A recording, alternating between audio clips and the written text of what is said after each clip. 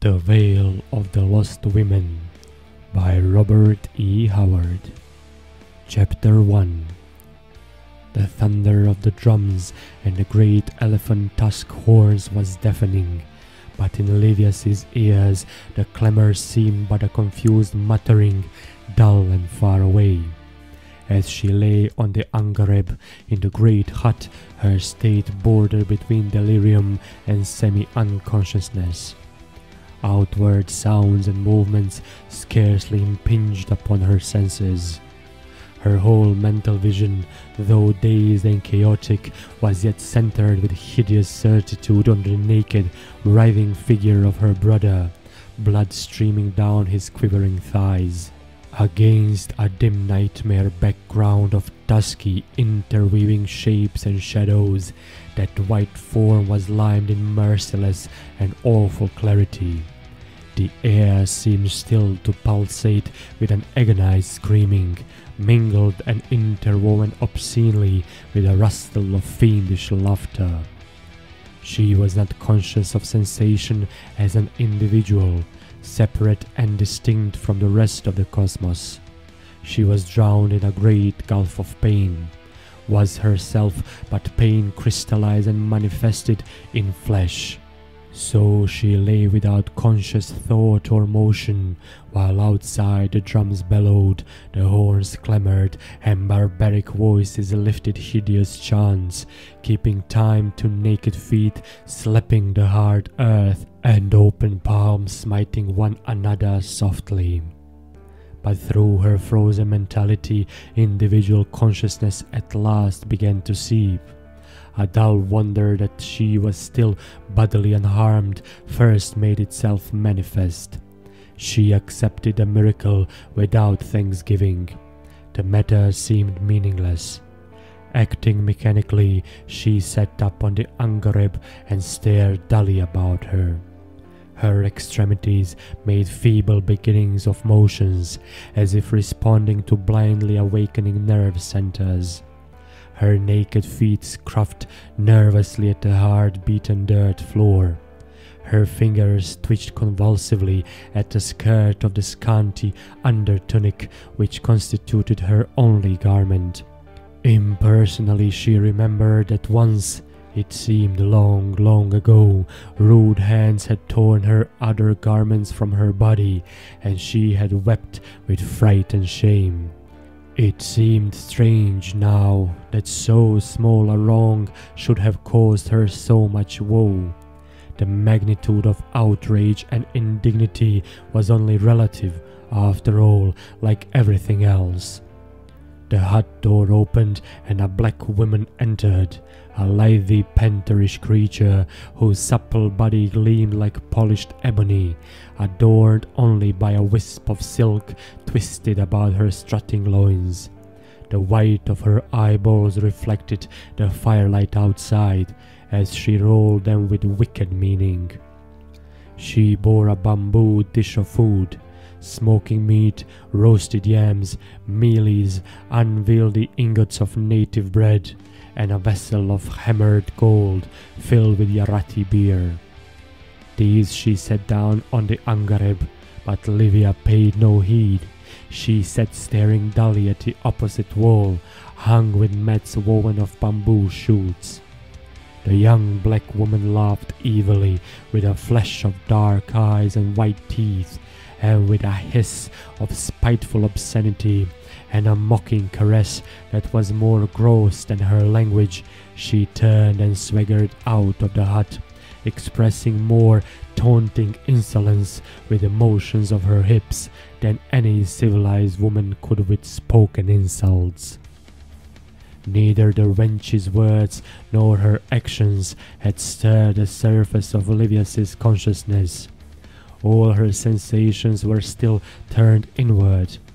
Still, the vividness of her mental pictures made the visible world seem like an unreal panorama of ghosts and shadows. Mechanically, she ate the food and drank the liquor without tasting either.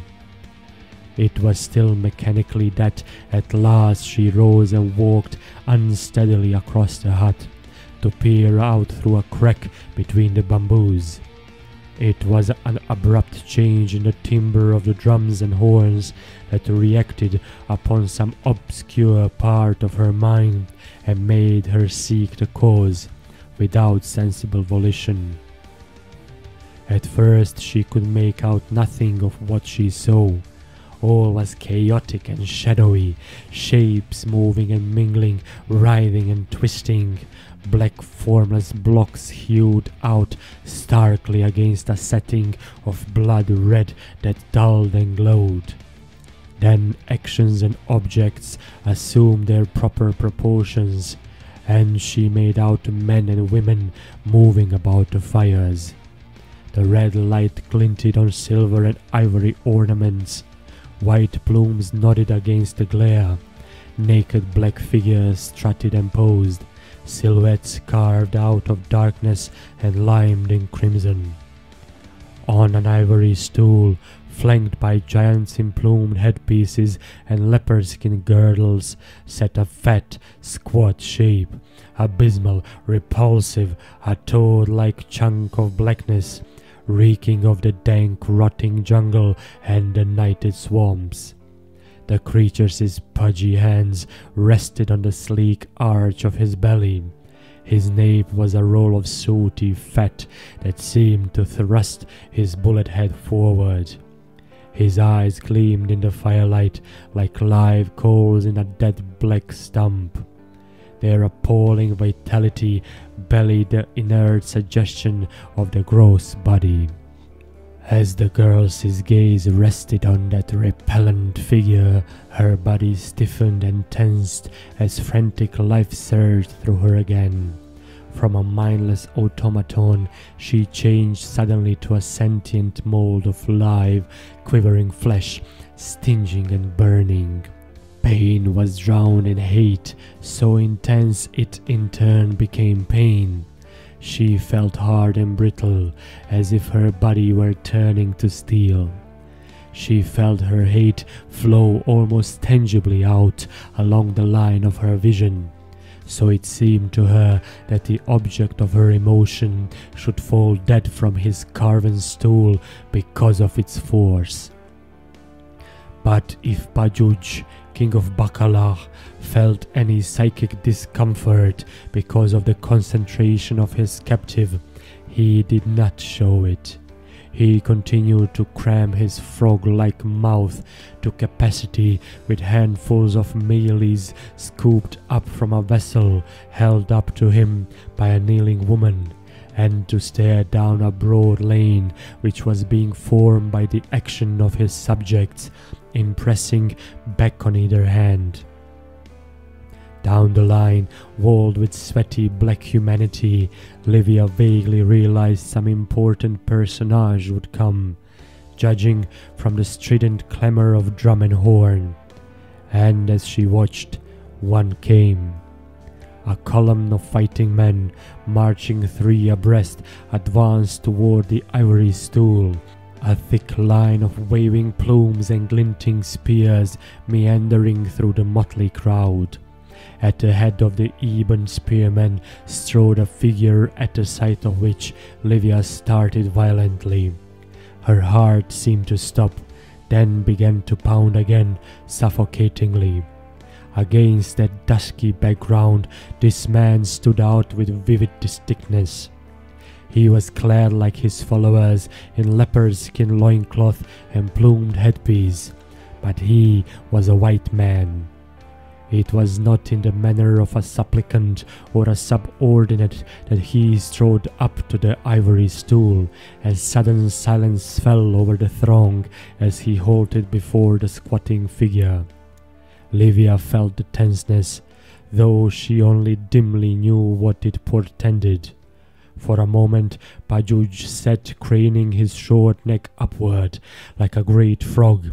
Then, as if pulled against his will by the other's steady glare, he shambled up off his stool and stood grotesquely bobbing his shaven head. Instantly the tension was broken. A tremendous shout went up from the massed villagers, and at a gesture from the stranger, his warriors lifted their spears and boomed a salute royal for King Bajuj. Whoever he was, Olivia knew the man must indeed be powerful in that wild land if Bajuj of Bakalah rose to greet him. And power meant military prestige. Violence was the only thing respected by these ferocious races. Thereafter Olivia stood with her eyes glued to the crack in the hut wall, watching the white stranger. His warriors mingled with the Bakalahs, dancing, feasting, swigging beer. He himself, with a few of his chiefs, sat with Bajuj and the headman of Bakalah, cross-legged on mats, gorging and guzzling. She saw his hands dip deep into the cooking pots with the others, saw his muzzle thrust into the beer vessel out of which Bajuj also drank. But she noticed, nevertheless, that he was accorded the respect due to a king. Since he had no stool, Bajuj renounced his also, and sat on the mats with his guest. When a new pot of beer was brought, the king of Bakalah barely sipped it before he passed it to the white man. Power. All this ceremonial courtesy pointed to power, strength, prestige. Olivia trembled in excitement as a breathless plan began to form in her mind. So she watched the white man with painful intensity, noting every detail of his appearance. He was tall, neither in height nor in massiveness was he exceeded by many of the giant blacks. He moved with the lithe suppleness of a great panther. When the firelight caught his eyes, they burned like blue fire. High-strapped sandals guarded his feet, and from his broad girdle hung a sword in a leather scabbard. His appearance was alien and unfamiliar. Olivia had never seen his like, but she made no effort to classify his position among the races of mankind. It was enough that his skin was white. The hours passed, and gradually the roar of revelry lessened as men and women sank into drunken sleep. At last Bajuj rose stuttering and lifted his hands, less a sign to end the feast than a token of surrender in the contest of gorging and guzzling, and stumbling was caught by his warriors, who bore him to his hut. The white man rose, apparently none the worse for the incredible amount of beer he had quaffed, and was escorted to the guest hut by such of the Bakalah headmen as were able to reel along. He disappeared into the hut, and Olivia noticed that a dozen of his own spearmen took their places about the structure, spears ready. Evidently, the stranger was taking no chances on Bajuj's self-friendship. Olivia cast her glance about the village, which faintly resembled a dusky night of judgment, what with the straggling streets strewn with drunken shapes. She knew that men in full possession of their faculties guarded the outer boma, but the only wakeful men she saw inside the village were the spearmen about the white man's hut, and some of these were beginning to nod and lean on their spears. With her heart beating hammer-like, she glided to the back of her prison hut and out the door, passing the snoring guard Bajuj had set over her. Like an ivory shadow, she glided across the space between her hut and that occupied by the stranger. On her hands and knees, she crawled up to the back of that hut. A black giant squatted here, his plumed head sunk on his knees. She wriggled past him to the wall of the hut. She had first been imprisoned in that hut, and a narrow aperture in the wall, hidden inside by a hanging mat, represented her weak and pathetic attempt at escape.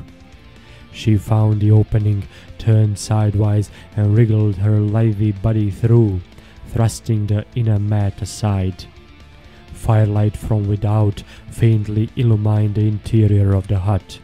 Even as she thrust back the mat, she heard a muttered curse, felt a vise-like grasp in her hair and was dragged bodily through the aperture and plumped down on her feet. Staggering with the suddenness of it, she gathered her scattered wits together and raked her disordered tresses out of her eyes to stare up into the face of the white man who towered over her, amazement written on his dark scarred face. His sword was naked in his hand, and his eyes blazed like balefire, whether with anger, suspicion, or surprise, she could not judge. He spoke in a language she could not understand, a tongue which was not a Negro guttural, yet did not have a civilized sound. "Oh, please," she begged, "not so loud. They will hear." "Who are you?" he demanded, speaking Ophirean with a barbarous accent. "By Crom, I never thought to find a white girl in this hellish land." "My name is Olivia," she answered. "I am Bajuj's captive. Oh, listen, please listen to me. I cannot stay here long. I must return before they miss me from my hut. My brother—" A sob choked her. Then she continued, "My brother was Teteles, and we were of the house of Chelkus, scientists and noblemen of Ophir. By special permission of the king of Stygia, my brother was allowed to go to Keshata, the city of magicians, to study their arts, and I accompanied him.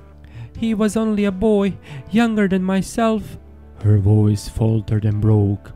The stranger said nothing, but stood watching her with burning eyes, his face frowning and unreadable.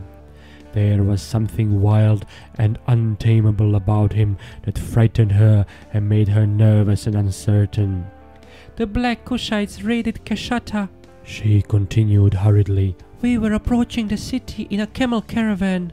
Our guards fled and the raiders carried us away with them. But they did us no harm, and let us know that they would parley with the Stygians and accept a ransom for our return. But one of the chiefs desired all the ransom for himself, and he and his followers stole us out of the camp one night and fled far to the southeast with us to the very borders of Kush. There they were attacked and cut down by a band of Bakalah raiders. Teteles and I were dragged into this den of beasts." She sobbed convulsively. "This morning my brother was mutilated and butchered before me," she gagged, and went momentarily blind at the memory. "They fed his body to the jackals. How long I lay in a faint, I do not know." Words failing her, she lifted her eyes to the scowling face of the stranger. A mad fury swept over her. She lifted her fists and beat futilely on his mighty breast, which he heeded no more than a buzzing of a fly. "How can you stand there like a dumb brute?" she screamed in a ghastly whisper. "Are you but a beast like these others? Oh, Mitra, once I thought there was honor in men. Now I know each has his price. You, what do you know of honor, or of mercy or decency? You're a barbarian like these others. Only your skin is white, your soul is black as theirs. You are naught that a man of your own color has been foully done to death by these black dogs, that a white woman is their slave. Very well." She fell back from him, panting, transfigured by her passion. "I will give you a price," she raved, tearing away her tunic from her ivory breasts. "Am I not fair? Am I not more desirable than those soot-colored wenches? Am I not a worthy reward for bloodletting? Is not a fair-skinned virgin a price worth slaying for? Kill that black dog, Bajuj. Let me see his cursed head roll in the bloody dust. Kill him! Kill him!" She beat her clenched fists together in the agony of her intensity. "Then take me and do as you wish with me. I will be your slave." He did not speak for an instant, but stood like a giant brooding figure of slaughter and destruction, fingering his hilt. "You speak as if you were free to give yourself at your pleasure," he said, "as if the gift of your body has power to sway kingdoms. Why should I kill Bajuj to obtain you? Women are cheap as plantains in this land, and their willingness or unwillingness matters as little. You value yourself too highly. If I wanted you, I wouldn't have to fight Bajuj to take you. He would rather give you to me than to fight me." Olivia gasped. All the fire went out of her. The hut reeled dizzily before her eyes. She staggered and sank in a crumpled heap on an angareb. Dazed bitterness crushed her soul as the realization of her utter helplessness was thrust brutally upon her. The human mind clings unconsciously to familiar values and ideas, even among surroundings and conditions alien and unrelated to those environs to which such values and ideas are adapted. In spite of all Olivia had experienced, she had still instinctively supposed a woman's consent the pivotal point of such a game as she proposed to play. She was stunned by the realization that nothing hinged upon her at all. She could not move men as pawns in a game. She herself was a helpless pawn. I see the absurdity of supposing that any man in this corner of the world would act according to rules and customs existent in another corner of the planet," she murmured weakly, scarcely conscious of what she was saying, which was indeed only the vocal framing of the thought which overcame her. Stunned by that newest twist of fate, she lay motionless until the white barbarian's iron fingers closed on her shoulder and lifted her again to her feet. "You said I was a barbarian," he said harshly, "and that is true, Crom be thanked. If you had had men of the outlands guarding you instead of soft-gutted civilized weaklings, you would not be the slave of a black pig this night. I am Conan, a Cimmerian, and I live by the sword's edge. But I am not such a dog as to leave a white woman in the clutches of a black man. And though your kind call me a robber, I never forced a woman against her consent. Customs differ in various countries, but if a man is strong enough, he can enforce a few of his native customs anywhere, and no man ever called me a weakling.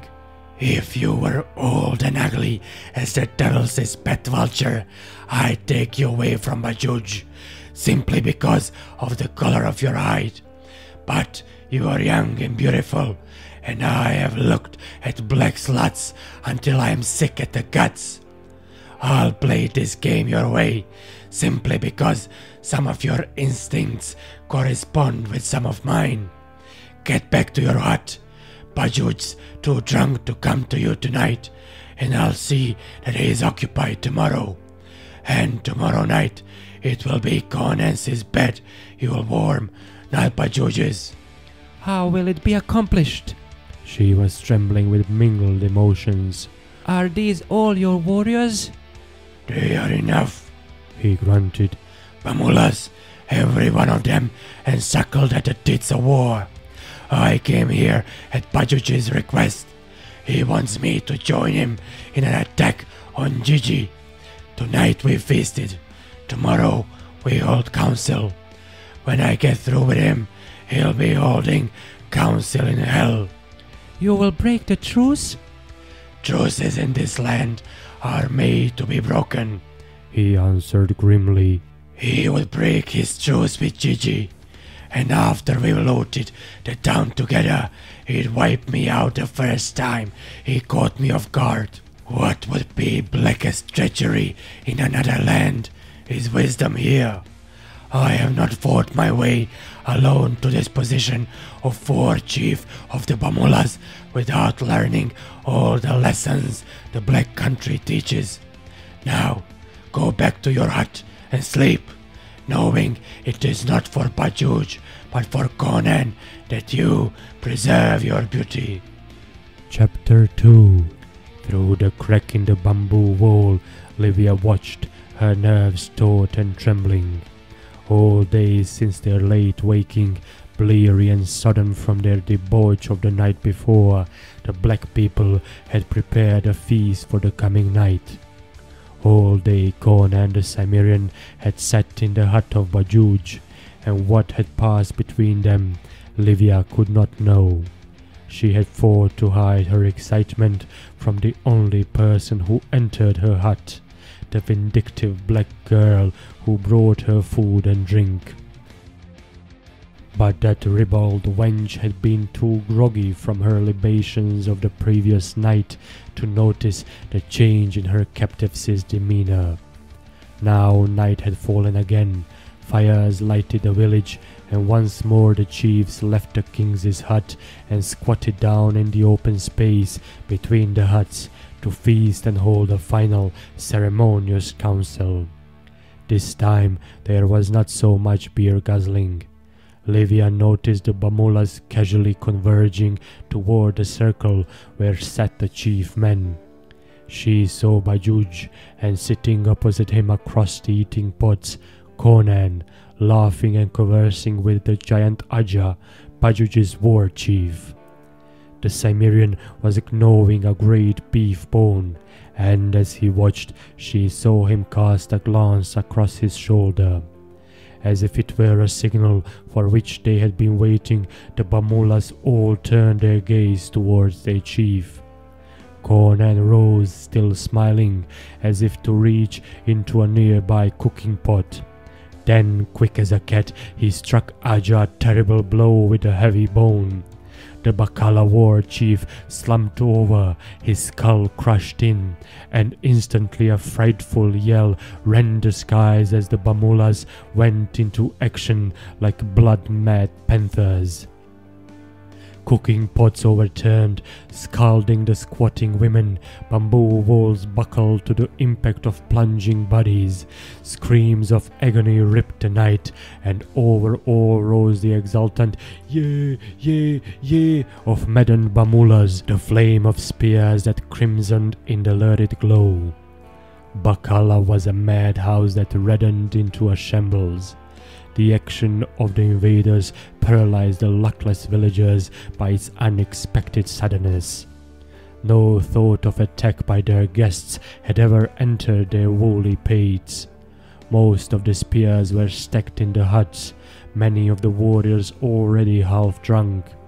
The fall of Aja was a signal that plunged the gleaming blades of the Bamulahs into 100 unsuspecting bodies. After that, it was massacre. At her peephole, Olivia stood frozen, white as a statue, her golden locks drawn back and grasped in a knotted cluster with both hands at her temples. Her eyes were dilated, her whole body rigid.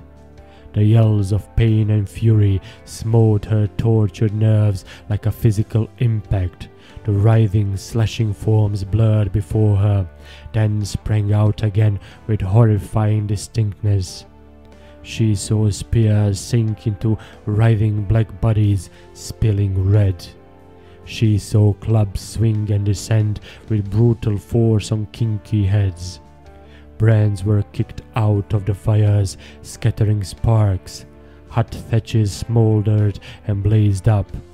A fresh stridency of anguish cut through the cries, as living victims were hurled headfirst into the blazing structures. The scent of scorched flesh began to sicken the air, already rank with reeking sweat and fresh blood.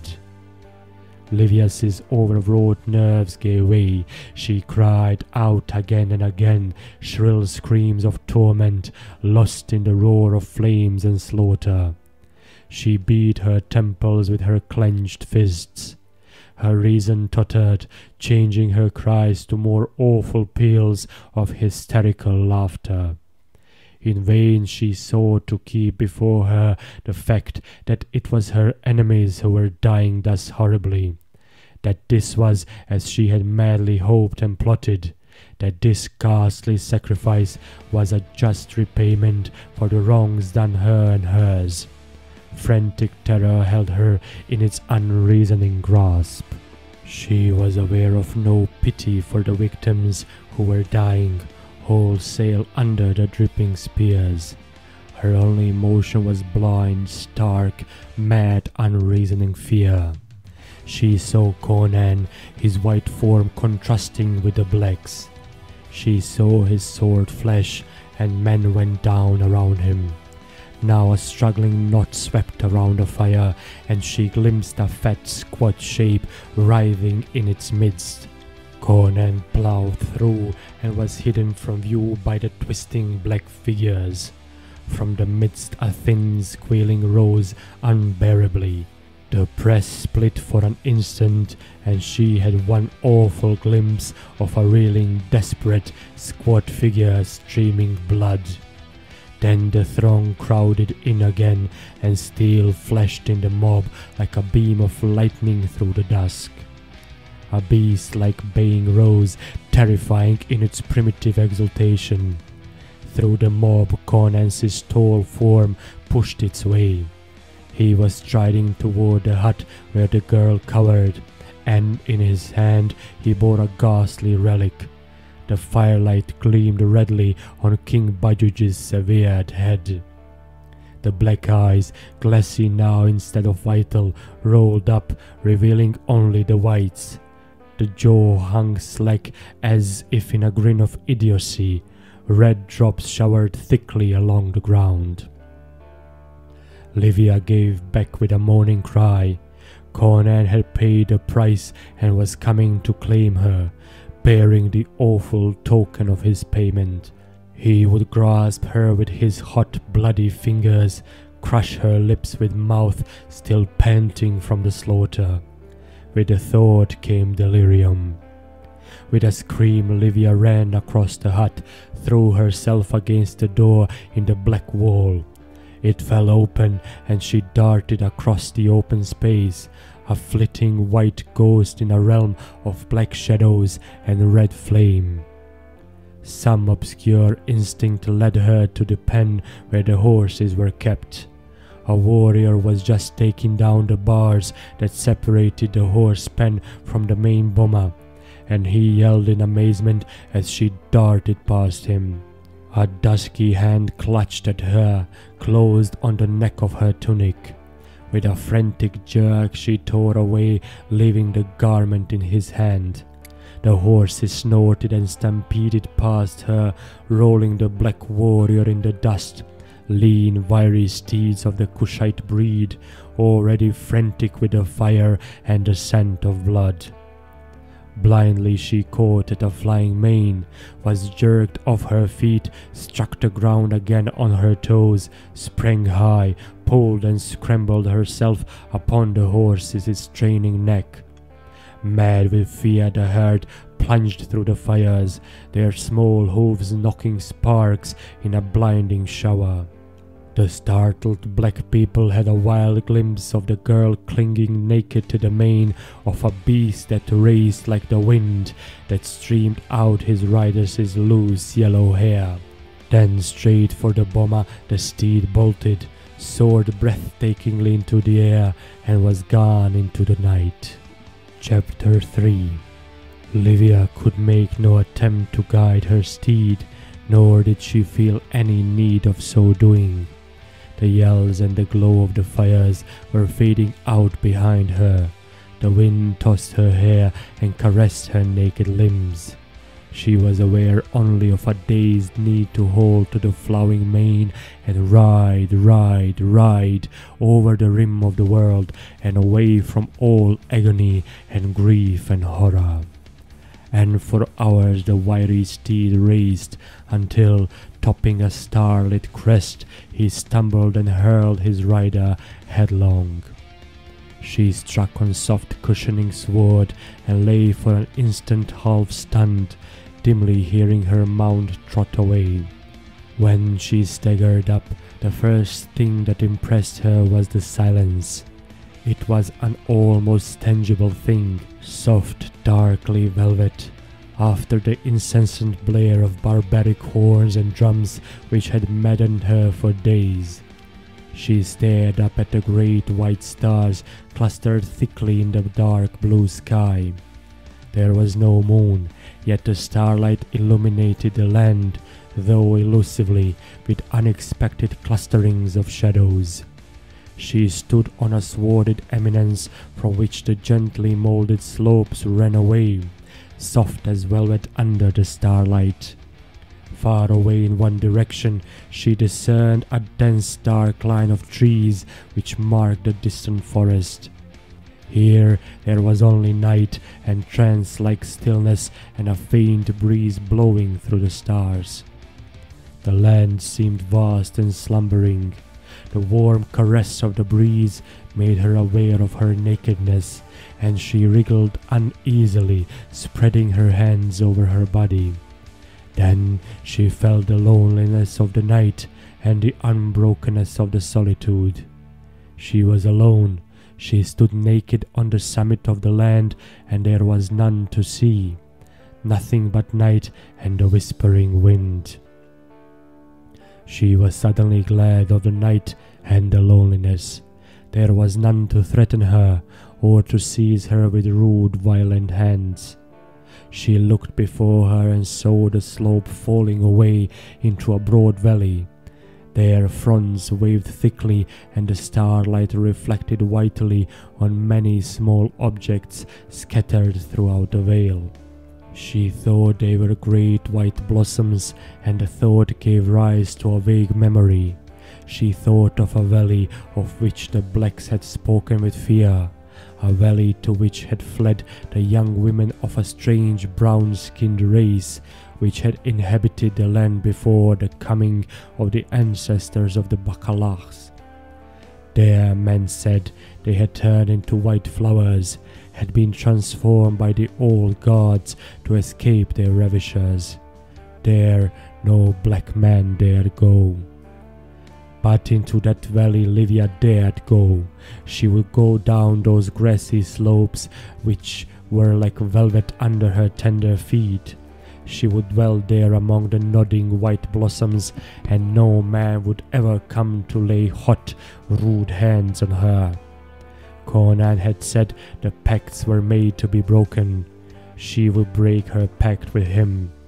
She would go into the Vale of the Lost Women. She would lose herself in solitude and stillness. Even as these dreamy and disjointed thoughts floated through her consciousness, she was descending the gentle slopes, and the tiers of the valley walls were rising higher on each hand. But so gentle were their slopes that when she stood on the valley floor, she did not have the feeling of being imprisoned by rugged walls. All about her floated seas of shadow, and great white blossoms nodded and whispered to her. She wandered at random, parting the fronds with her small hands, listening to the whisper of the wind through the leaves, finding a childish pleasure in the gurgling of an unseen stream. She moved as in a dream, in the grasp of a strange unreality. One thought reiterated itself continually. There she was safe from the brutality of men. She wept, but the tears were of joy. She lay full length upon the sward and clutched the soft grass as if she would crush her new-found refuge to her breast and hold it there forever. She plucked the petals of the blossoms and fashioned them into a chaplet for her golden hair. Their perfume was in keeping with all other things in the valley, dreamy, subtle, enchanting. So she came at last to a glade in the midst of the valley, and saw there a great stone, hewn as if by human hands, and adorned with ferns and blossoms and chains of flowers. She stood staring at it, and then there was movement and life about her. Turning, she saw figures stealing from the denser shadows, slender brown women, lithe, naked, with blossoms in their night-black hair.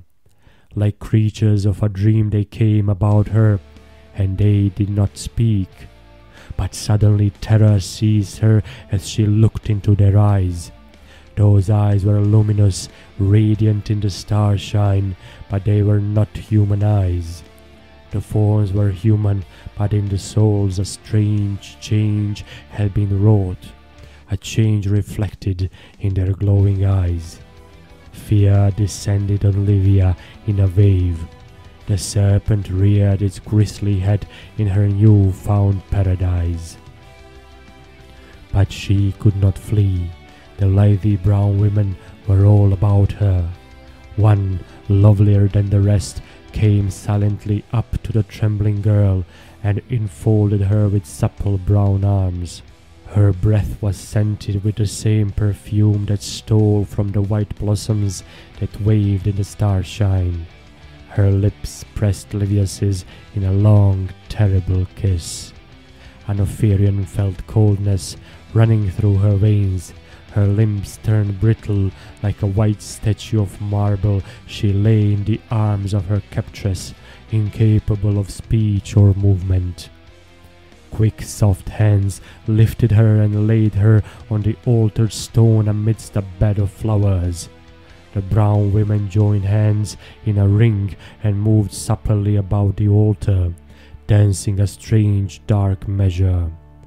Never the sun nor the moon looked on such a dance, and the great white stars grew whiter and glowed with a more luminous light, as if its dark witchery struck response in things cosmic and elemental. And a low chant arose that was less human than the gurgling of the distant stream, a rustle of voices like the whispering of a great white blossoms that waved beneath the stars. Olivia lay conscious but without power of movement. It did not occur to her to doubt her sanity. She sought not to reason or analyze. She was, and these strange beings danced about her were. A dumb realization of existence and recognition of the actuality of nightmare possessed her as she lay helplessly gazing up at the star-clustered sky, whence she somehow knew with more than mortal knowledge something would come to her, as it had come long ago to make these naked brown women the soulless beings they now were. First, high above her, she saw a black dot among the stars, which grew and expanded. It neared her, it swelled to a bat, and still it grew, though its shape did not alter further to any great extent. It hovered over her in the stars, dropping plummet-like earthward. Its great wings spread over her. She lay in its tenebrous shadow. And all about her the chant rose higher to a soft paean of soulless joy, a welcome to the god which came to claim a fresh sacrifice, fresh and rose-pink as a flower in the dew of dawn. Now it hung directly over her, and her soul shriveled and grew chill and small at the sight. Its wings were bat-like, but its body and the dim face that gazed down upon her were like nothing of sea or earth or air. She knew she looked upon ultimate horror, upon black cosmic foulness born in night-black gulfs beyond the reach of madman's wildest dreams. Breaking the unseen bonds that held her dumb, she screamed awfully. Her cry was answered by a deep, menacing shout. She heard the pounding of rushing feet. All about her there was a swirl as of swift waters. The white blossoms tossed wildly, and the brown women were gone.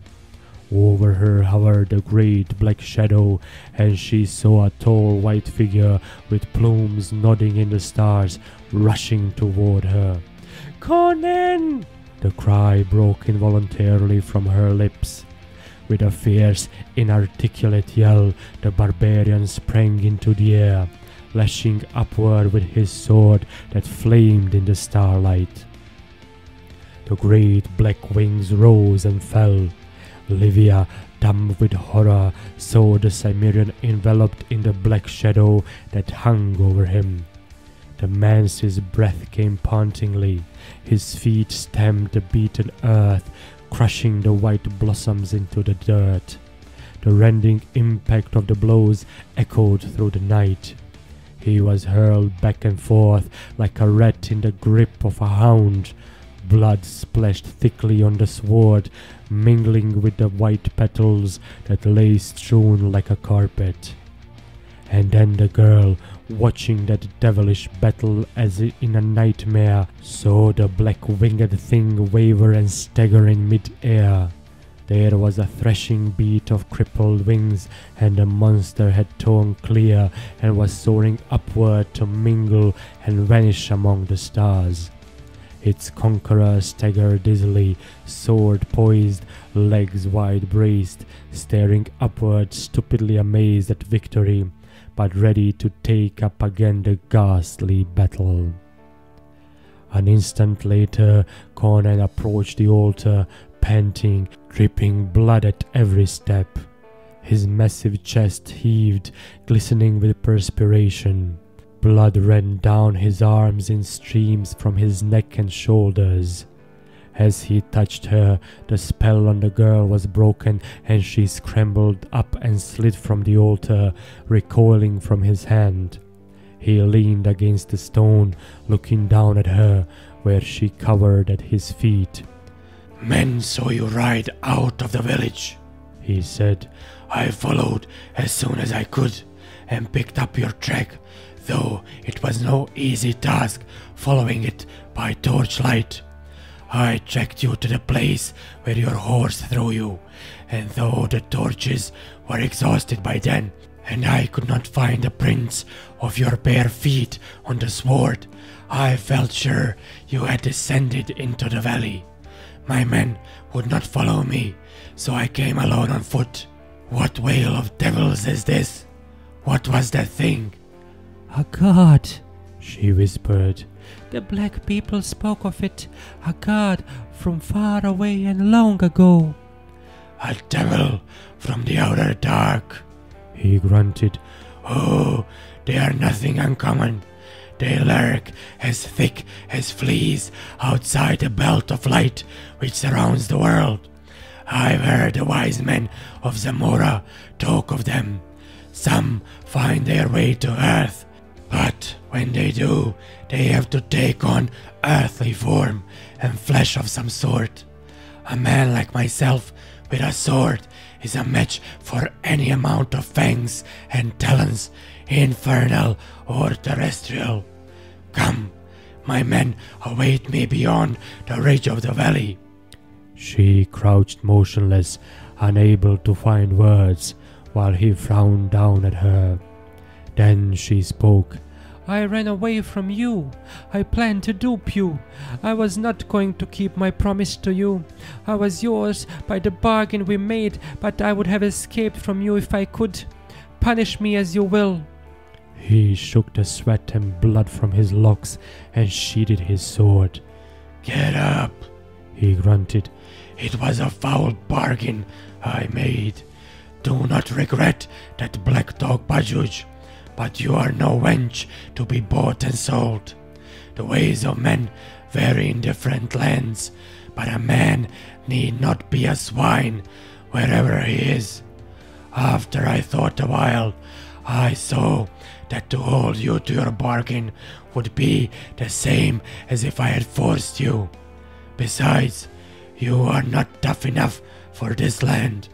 You are a child of cities and books and civilized ways, which isn't your fault, but you die quickly following the life I thrive on. A dead woman would be no good to me. I will take you to the Stygian borders. The Stygians will send you home to Ophir." She stared up at him as if she had not heard right. "Home?" she repeated mechanically. "Home? Ophir? My people? Cities? Towers? Peace? My home?" Suddenly tears welled into her eyes, and sinking to her knees, she embraced his knees in her arms.